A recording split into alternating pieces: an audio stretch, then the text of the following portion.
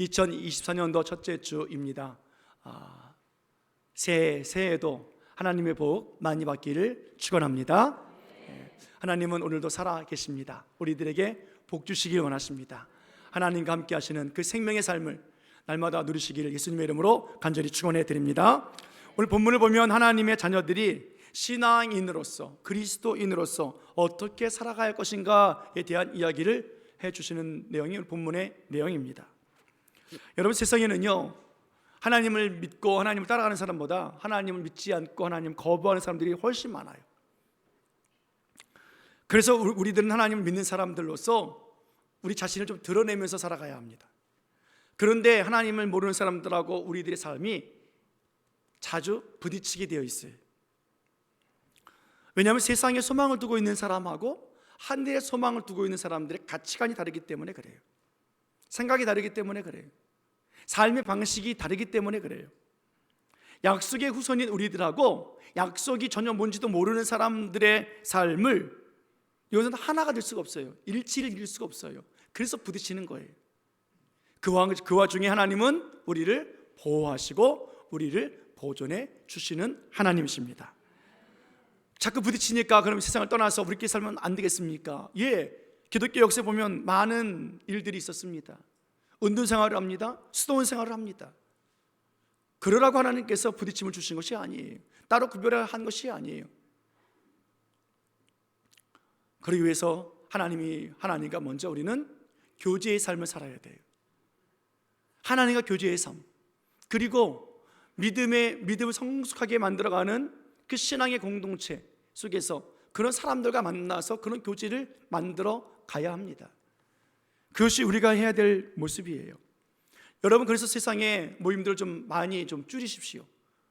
안 할수록 좋아요. 안 할수록. 그 모임 속에서 나타나는, 또 생각하는 그 나누는 대화들을 보십시오. 하나님을 위한 것이 아니잖아요. 다 우리들을 위한 거지요. 어떻게 해야 잘 살고, 어떻게 해야 부자 되고, 어떻게 해야 성공하고, 어떻게 해야 자녀들 잘 할 수 있고, 그런 정보력들, 그러한 이야기들 뿐이지 하나님을 위해서가 아니에요. 내 믿음을 세우는 것이 아니라 오히려 내 믿음을 약화시키고 내 믿음을 흔들게 만들고 혼돈시키게 만들어요. 여러분, 마귀는 지혜로워요. 우리보다 정말 똑똑해요. 하나님이 만들어 온 피조물, 천사 아닙니까? 얼마나 교묘한지, 우리가 이게 진리인지 죄인지 이게 모르게 아주 약간 혼동스럽게 만들어 놨고요, 예쁜 포장지로 포장해놔서 우리는 살지 몰라요. 그래서 그런 모임보다 내 믿음을 성숙할 수 있는 교제의 모임을 더 갖는 것이 정말 유익하다라는 거지요. 하나님은 우리들의 신앙의 성숙을 위해서 하나님이 우리와 함께할 사람들을 바꾸어 가시는 하나님이십니다. 그렇게 우리들의 신앙을 세워 가시는 하나님이세요. 그래서 하나님은 세상 사람들하고 그 모임을 끊어도 걱정하지 마십시오. 나이가 들었습니까? 은퇴했습니까? 만날 사람이 없습니까? 그럼 내 삶을 돌아보십시오. 내가 그동안 어떻게 살았는가? 하나님은 우리가 죽는 날까지 믿음의 사람들을 외롭게 두신 분이 아니세요. 끝까지 하나님은 부름의 사람들을 계속 불러서 관계를 맺게 해주시는 분이 하나님이세요. 오늘 내 신앙이 어떤 신앙인가 좀 점검했으면 좋겠습니다. 교회 안에서 점검하고요, 가정에서 점검하시고요, 직장에서, 사회에서 점검해 보세요. 특별히 말씀 안에서 교제가 있기를 예수님 이름으로 축원합니다. 오늘 본문 보면 주를 기쁘시게 할 것이 무엇인가 시험하여 보라 라고 말씀하고 있어요. 에베소 교회를 향해서 사도 바울이 선포하고 있는 내용입니다. 하나님을 기쁘시게 할 것이 무엇인가? 어떻게 우리가 그것을 하나님을 시험할 수 있을까요? 야고보서 1장 13절 말씀 한번 보겠습니다.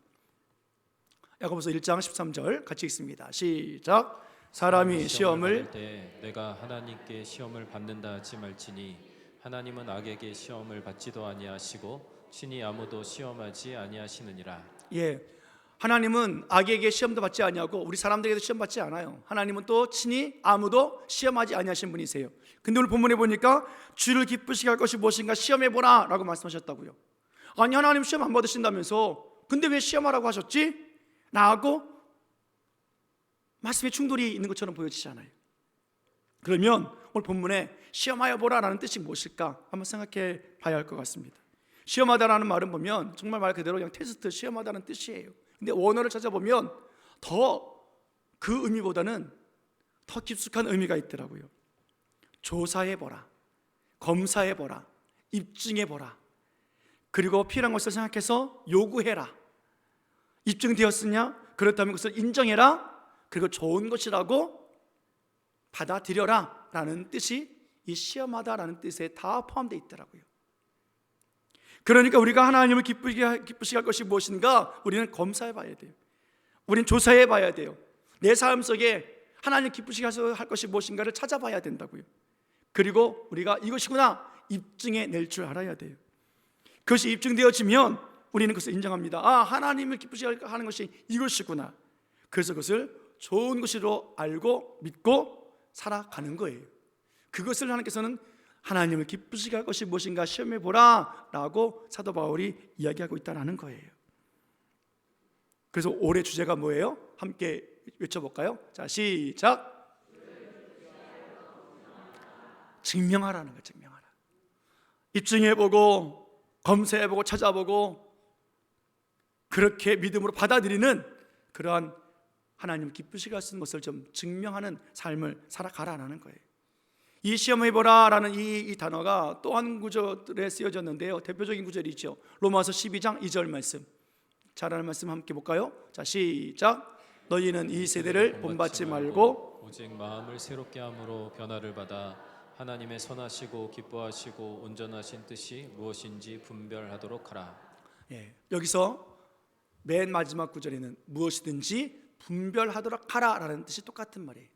시험하여 보라, 분별하여 보라, 입증해 보라, 나타내 보여 봐라 라는 거지요. 이 세대를 본받지 말고 세대를 본받지 않아야 하나님의 그 뜻을 분별할 수 있다고요. 마음을 새롭게 되어져야 하나님의 하신 일을 우리가 입증해 낼 수 있다고요. 그래서 하나님이 선하시고 기뻐하시고 온전하신 뜻이 무엇인지 우리는 증명해 낼 수 있는 삶을 살아갈 수 있다는 거예요. 이것이 좋은 것이구나 받아들이고 믿음으로 살아갈 수 있다라는 말씀이에요. 우리가 어떤 존재이길래 어떻게 하나님의 것을 입증하고 하나님을 시험하고 하나님을 기쁘시게 할 수 있겠습니까? 우리는 그럴 수 있는 존재가 아니라는 것을 우리는 잘 알아요. 우리 본문 말씀 볼까요? 에베소 5장 8절 말씀 보겠습니다. 본문 5장 8절. 자, 시작. 너희가 전에는 어둠이더니 이제는 주 안에서 빛이라 빛의 자녀들처럼 행하라. 예전에 우리는 뭐였다고요? 어둠이었어요. 옆선에게 한번 이렇게 한번 말하겠습니다. 옛날에 어둠이었어. 자, 시작. 감이 안 오죠? 이렇게 하겠습니다. 옛날에 어둠의 자식이었어. 시작. 마치 영화 제목 같지 않아요? 어둠의 자식. 어둠이었다고요. 어둠은 아무것도 할 수 없어요. 어둠은 일을 할 수가 없다고요. 어둠에는요 움직일 수가 없어요. 요즘은 밤이나 새벽이나 불빛이 곳곳에 있으니까 어둠이라는 단어를 고민해 본 적이 없을 거예요. 정전이 한번 딱 나야 난리가 나죠. 가전제품도 다 안 들어오죠. 불도 없지요. 아무것도 못할 때, 이 추운 날도 난방도 안 되죠. 그게 어둠이라고요. 우리나라는 거의 정전이 없으니까. 근데 필리핀에 보면 툭하면 정전이에요. 툭하면 한번 전기 나가면 여러분 20분 30분이 아니에요. 하루 내내예요. 하루 내내. 제가 있었을 때 하루 반나절 정전이에요. 시간마다 30분마다 물 뿌리다가 전혀 안 돼가지고 호텔 갔어요. 호텔로 갔더니 호텔 직원이 전기 나가서 왔지? 그렇게 말하더라고요. 그래서 어떻게 알았어? 했더니 한국 사람 되게 많아. 들어가자마자 찬물로 샤워하고 에어컨 빵빵히 틀어놓고 그렇게 지낸 적이 있어요. 아무것도 못해요. 전체가 다 깜깜해요. 여러분 중요한 것은 뭐냐면 예전에 어둠이었는데 이렇게 깜깜한 문제가 아니라 이 시대가 어둠이라는 거예요. 빛보다 어둠을 더 좋아하는 시대가 되었다고요. 얼마나 어두운 그 일에 빠져서 살아가는 사람들이 많은지 몰라요.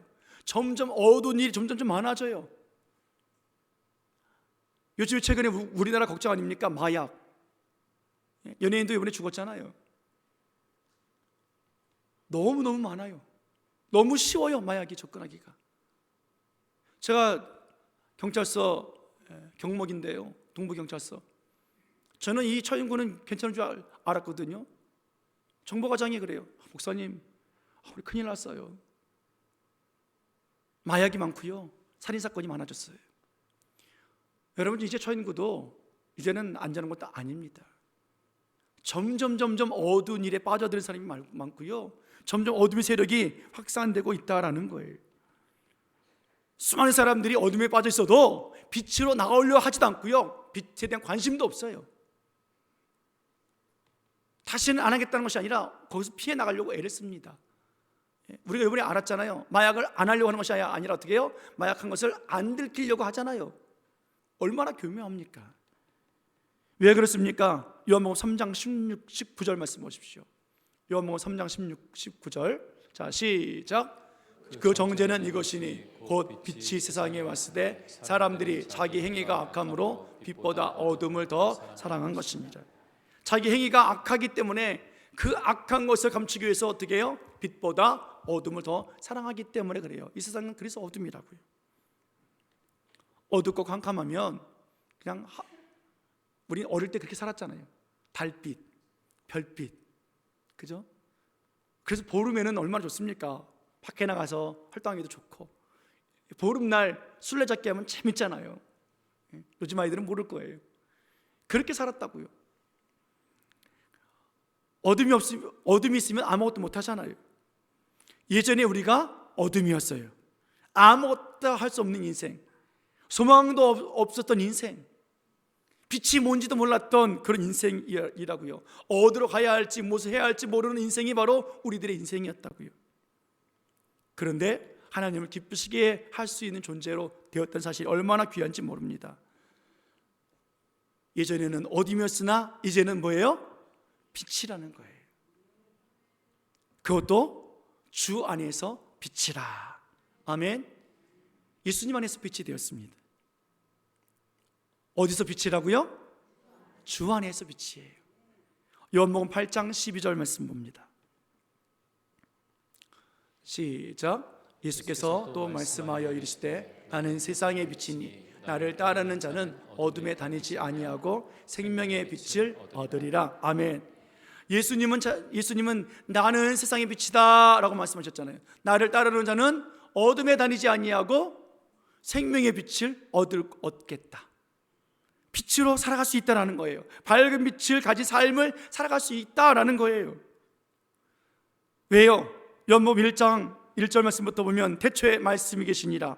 이 말씀이 하나님과 함께 계셨으니 이 말씀은 곧 하나님이시니라. 2절부터 같이 읽습니다. 시작. 그가 태초에 하나님과 함께 계셨고 만물이 그로 말미암아 지은 바 되었으니 지은 것이 하나도 그가 없이는 된 것이 없느니라.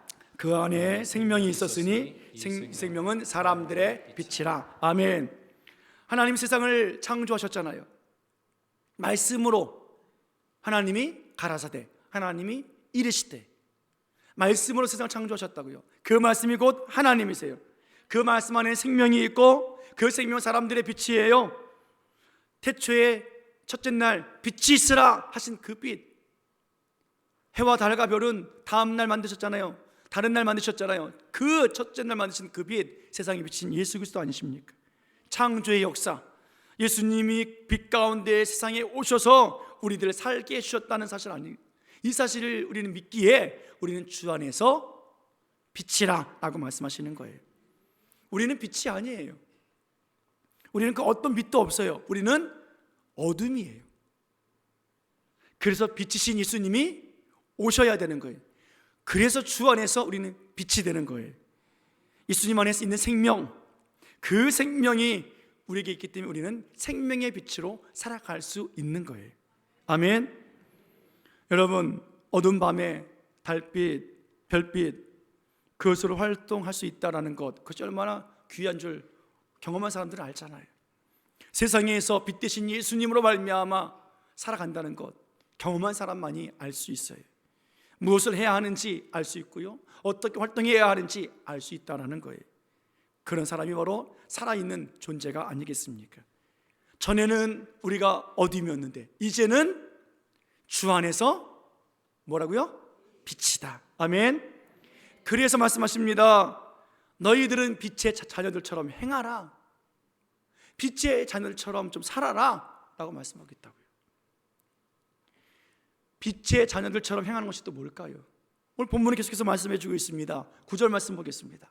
9절, 자 시작. 빛의 열매는 모든 착함과 의로움과 진실함에 있느니라. 빛의 자녀들처럼 살아가는 것, 그것이 빛의 열매가 나타나는 것인데요, 그것은 뭐냐면 착함과 의로움과 진실함이라는 거예요. 여러분 요한복음 1장 12절 말씀 잘 아시죠? 영접하는 자 곧 그 이름을 믿는 자들에게는 하나님의 자녀가 되는 권세를 주셨다고요. 자, 그렇기 때문에 보세요. 영접하는 자, 빛 대신 예수님을 영접했어요. 그럼 빛 대신 예수님을 믿어요. 그럼 빛 대신 하나님의 자녀가 됐어요. 그래서 빛 대신 하나님의 자녀의 권세로 우리 살아가는 거예요. 우린 빛이 없지만, 빛이 아니지만 빛 대신 권세가 우리에게 있다고요. 그래서 살아갈 수 있는 거예요. 그래서 빛의 열매가 맺어지는 거예요. 우리가 부지런해서 똑똑해서 뭔가 열심을 다해서 얻어지는 것이 빛의 열매가 아니라 빛 가운데 걸어가면, 주 안에서 살아가면 자동적으로 맺어지는 것이 빛의 열매예요. 여러분, 하나님의 열매는요, 하나님의 관계 속에서 맺어진답니다. 그것이 하나님의 열매예요. 그러므로 오늘 우리는 하나님의 주 안에서 빛이 되어진 빛의 자녀들처럼 행하는 빛의 열매가 있는 우리들의 모습이 되어지기를 예수님의 이름으로 축원해 드립니다. 하나님과 관계 속에 맺어지는 것, 이것이 하나님의 방법이기 때문에 그래요. 착함과 의로움과 그리고 진실함이다. 착한 것, 선한 것, 하나님의 관계 속 아닙니까? 선하신 분은 오직 한 분이세요. 누구예요? 하나님이시잖아요. 예수님께서 누가 나를 선하다고 하느냐? 하나님 한 분밖에 없다. 하나님은 선하시고요, 하나님은 의로우시고요, 하나님은 진실하십니다.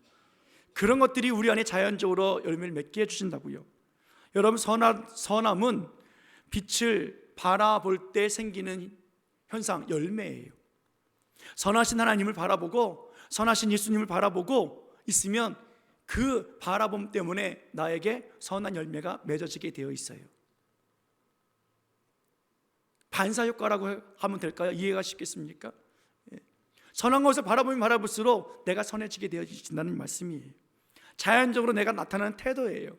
하나님 앞에서 살아가면, 고람되어 하면 내가 하나님 앞에서 날마다 선한 삶을 나타내 보여지게 되어 있다고요. 이게 선함이에요. 하나님의 관계 아니겠습니까? 하나님 앞에서 하나님 바라보지 아니하고 열매가 맺었습니까? 맺을 수 있겠죠. 그러나 그 열매는 속이 빈 열매예요. 생명이 없는 열매예요. 썩어 버린 열매라고요. 두 번째, 의로움도 있잖아요. 선함과 의로움과. 여러분, 이것도 하나님과의 관계 아니겠습니까? 누가 공의로우세요? 누가 정의롭습니까? 누가 정의를 말할 수 있겠습니까? 여러분, 세상에 정의를 말한 사람, 그 사람이 정말 정의입니까? 아니에요. 자기 주관이에요. 그러나 이 세상의 통치자, 이 세상의 주인 되신 하나님, 그분은 공의로우신 분이세요. 그 공의로우신 분과 관계를 맺으면 우리는 의롭게 살아갈 수 있어요. 그 공의로우신 하나님을 잃어버리니까 그 의로움의 기준이 사라져버렸잖아요. 무엇이 의로운지 몰라요. 그러니까 말 잘하는 사람, 이해력을 풍부하게 해서 우리를 합리화시킬 수 있는 사람, 그 사람이 의롭다고 말하잖아요. 정의라고 말하잖아요. 옳다라고 말하잖아요. 우익, 좌익 어떻게 나눌 수 있겠습니까? 그것이 없으니까 어떻게 해요? 하나님의 공의를 잃어버리게 되어지면 삶의 기준이 없어요. 의로움의 기준이 없다고요. 그래서 결국에 무너질 수밖에 없지요. 판단받을 수밖에 없어요. 하나님 앞에 심판받을 수밖에 없어요. 그러나 공의이신 하나님, 정의로우신 하나님, 그 하나님과 함께하면 우리 삶 속에 인생의 기준이 생기는 거예요.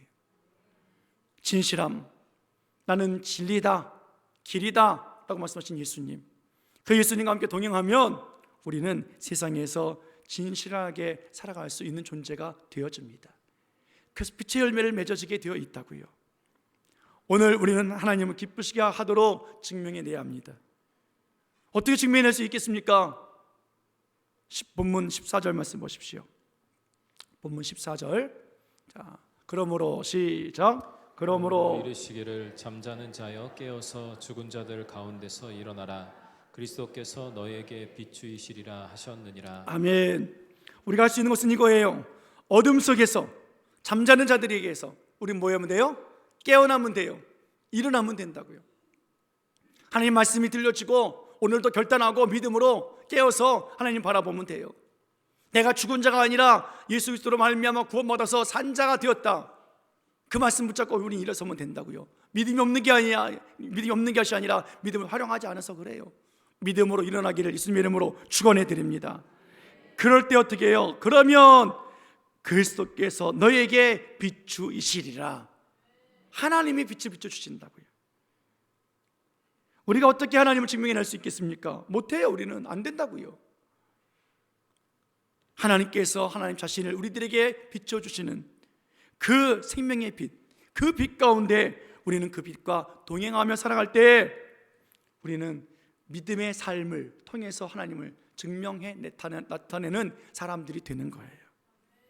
로마서 12장 2절 말씀 우리가 본 것처럼 하나님의 선하시고 기뻐하시고 온전하신 뜻이 무엇인가 분별하라.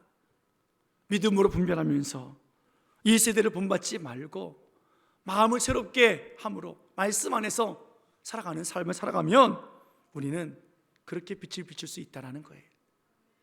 이런 사람들은요, 여러분 세상에서 담대합니다. 당당해요. 세상을 책망할 수도 있어요. 본문 11절 12절 말씀 보십시오. 자, 시작. 너희는 열매 없는 어둠의 일에 참여하지 말고 도리어 책망하라. 그들이 은밀하게 행하는 것들은 말하기도 부끄러운 것들이라. 과거에 우리가 어땠냐고요?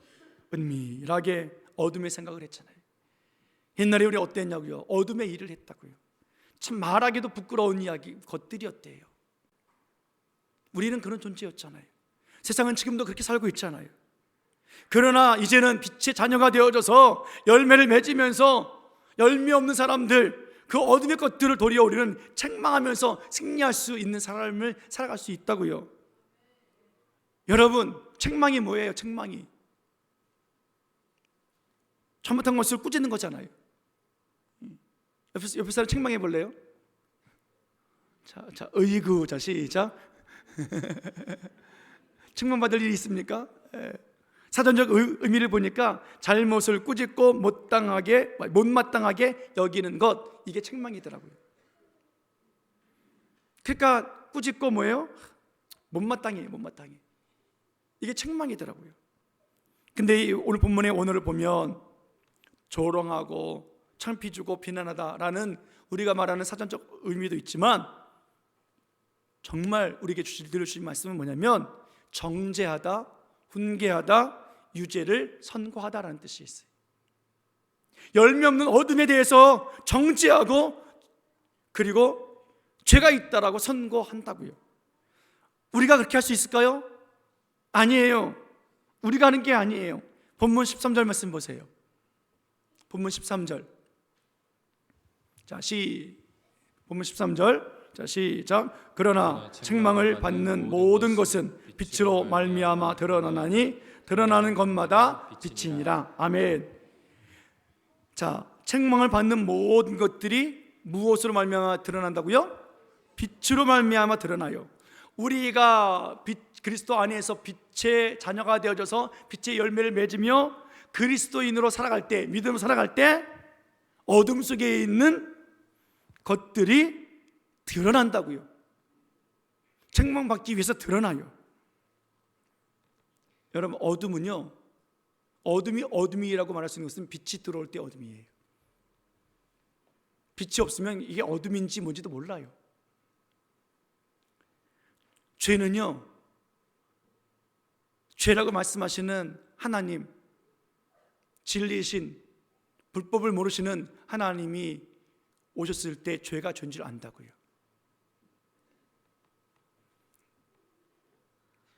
여러분, 운전하신 분들 신호위반 많이 했는데 신호위반 할 때마다 걸리면 이거는 죄구나, 걸리는 거구나, 범칙금 받는구나, 그리고 신호 지켜요. 똑같은 거예요. 어둠은 빛으로 드러나게 되어 있고요, 죄는 하나님 말씀으로, 율법으로 드러나게 되어 있어요. 그러므로 우리가 빛의 열매로 살아가면 그 죄가 우리 때문에, 예수님 안에 있는 그 빛으로 드러나기 때문에 하나님이 책망하신다는 거예요. 죄가 있다라고 선고하신다는 거예요. 정죄하신다는 거예요. 세상은 어둠이잖아요. 어둠 속에서 빛의 자녀인 우리들은 살아가야 합니다. 우리들이 살아가면 살아갈수록 어둠은 자꾸 드러나게 되어 있다고요. 책망받은 일들이 자꾸 드러나게 되어 있다고요. 우리가 책망하는 것이 아니라 하나님이 책망하시는 일들 말이에요. 그러므로 우리는 자꾸 이를 드러내 드리기만 하면 돼요. 사랑하는 여러분, 그것이 하나님을 기쁘시게 하는 증명 아니겠습니까? 또 하나님이 하시는 일이 무엇인지 알게 되어지는, 그 입증되어지는 그런 믿음의 삶이 아니겠습니까? 하나님이 우리들에게 복을 주신 것이 무엇인지 깨닫고 믿음의 삶을 살아갈 때 하나님이 약속을 이루어 가시는 것을 알고 또 증명해내는 그 삶도 필요하고, 어둠 속에 있는 죄악의 문제도 들춰내면서 책망받게 하는 그 증명도 필요하고, 하나님 양쪽 다 우리들을 통해서 일하시기를 원하시는 하나님이십니다. 그렇게 올 한 해 빛의 자녀로서 주를 기쁘시게 하도록 증명하는 삶을 살아가는 저와 우리 온 성도들과 우리 또 가정과 우리 교회가 되어지기를 예수님의 이름으로 축원해 드립니다.